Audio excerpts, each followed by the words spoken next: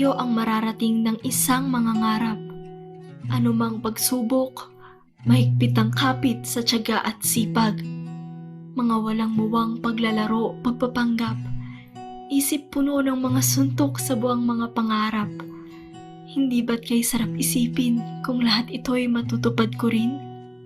Ako si Leticia Serrano Lasarte, 68 years old. Sa September 29, 69 na po ako. Since 25, nag-isa na ako.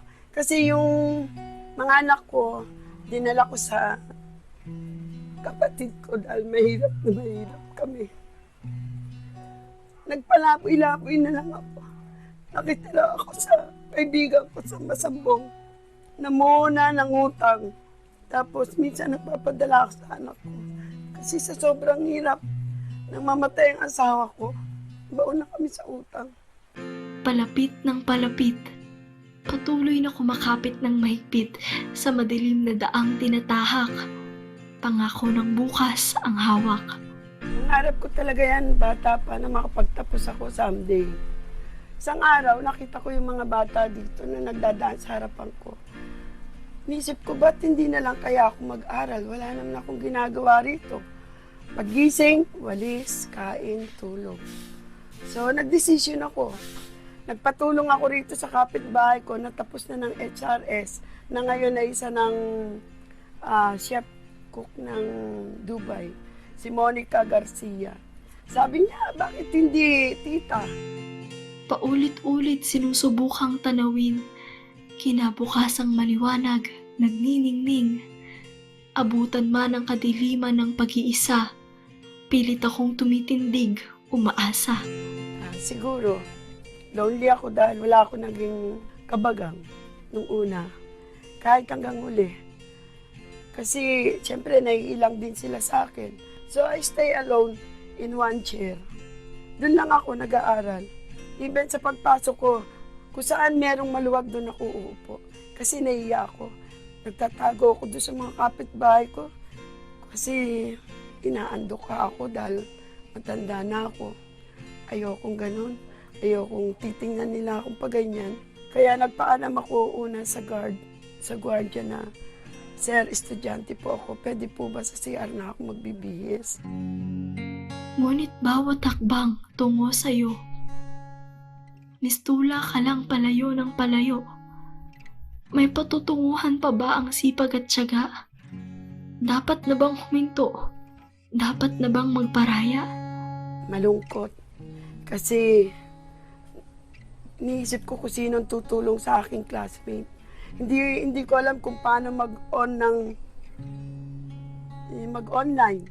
One time nga, sumagot ako. Sabi ni Sir Gino Espinosa, Nay, nakamute ka. Ano ba yung mute? Saan ko ba aalisin yun? Ako, sige lang ako sagot. Nay, nakamute ka.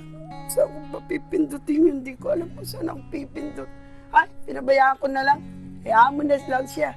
Basta sinagot ko yung tama. May takot lang sa sarili ko. Lalo na nung nagkaroon kami ng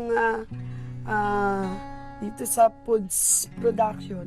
Yung paghiwa, pagsabi kung paano mo ginawa, procedure mo, paglalahad. Eh wala namang kukuha sa akin kundi yung isa kong apo, please, kunan mo lang ako. Sabi nila layuan ang tingin, higpitan ng kapit. Pero bakit patuloy pa rin itong ipinagkakait sa akin? Tanaw ko na ang awang ng pinto ng kinabukasan. Pinasisilip lang ba nito ang di ko makakamtan? Dahil ang tatay ko, na-disgrasya ng elementary ako. Hindi ako naka-attend ng graduation. Dahil wala kami pera. Pagdating ng high school, namatay si tatay.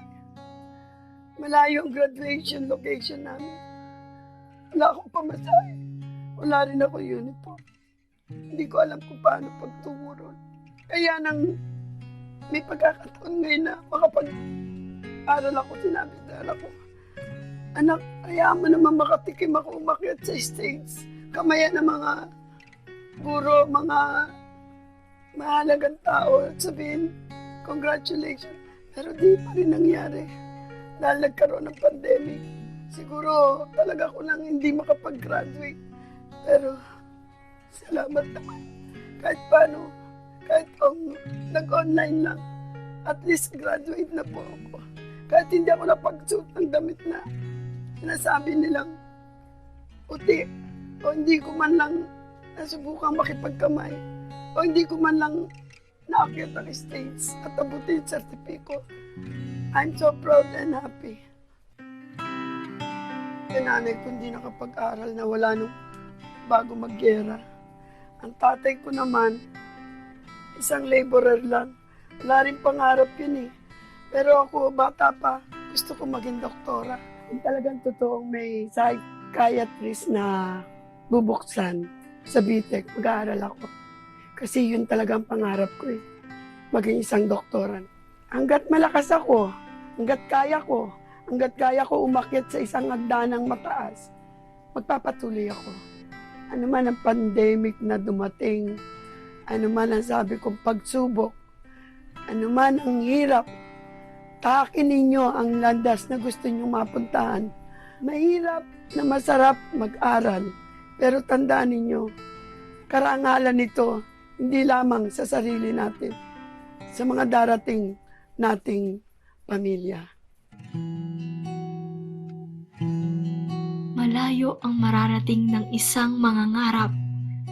Anumang pagsubok, mahigpit ang kapit sa tiyaga at sipag. Sa tagal ng panahon, sa kabila ng lahat ng paghihirap, hindi suntok sa buwan ang aking pangarap. O tunay ngang kay sarap isipin, ang lahat ng ito, matutupad ko na rin.